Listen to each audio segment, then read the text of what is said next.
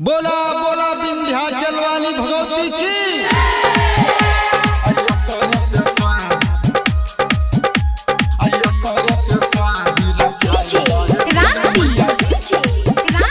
माँ वैष्णवी फिल्म्स की शानदार प्रस्तुति। यही छौरी से मिलाई दहे दुर्गा मैया, यही छौरी से मिलाई द, यही छौरी से मिलाई दहे दुर्गा मैया, यही छौरी से मिलाई द।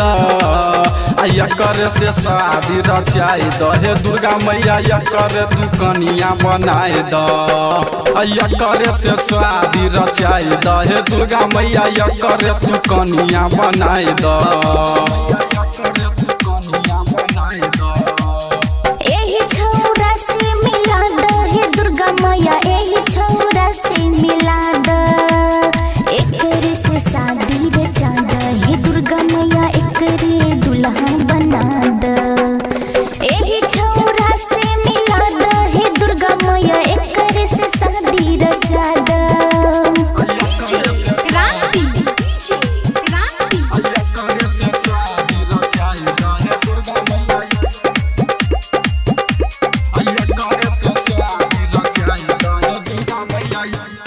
पान सुपारी लोके ए बुदुआरी, बचपन के चियो मैया तोरे पुजारी।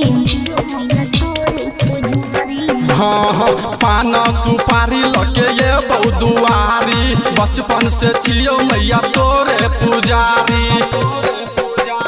मनमा के सपना पूरा दहे दुर्गा मैया, मनमा के सपना पूरा द। मनमा के सपना पुराई दहे दुर्गा मैया, मनमा के सपना पुराई द। एकर से शादी रचाई दहे दुर्गा मैया, एकर तू कनिया बनाई द। हे एकर से शादी रचा दहे दुर्गा मैया, एकरे दुल्हा बना द।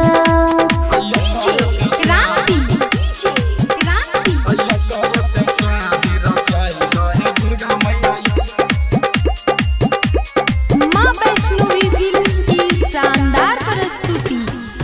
रुपया न पैसा न चाहिए कुछ और माँ, हमरा के चाहिए ओहे बर माँ। रुपया न पैसा न चाही किछो औरी, हमरा पसंद छै यहाँ गोरकी छौरी। मिथिलेश मिलन के श्रद्धा पूरा द मैया, राइटर विजय से मिला द। एकर से शादी रचाई दहे दुर्गा मैया, एकर तू कनिया बनाई द। एकर से शादी रचाई दहे दुर्गा मैया, एकर तू कनिया बनाई द। एही छौरा से मिला दहे दुर्गा मैया, एकर से शादी रचा द। रचा द ना।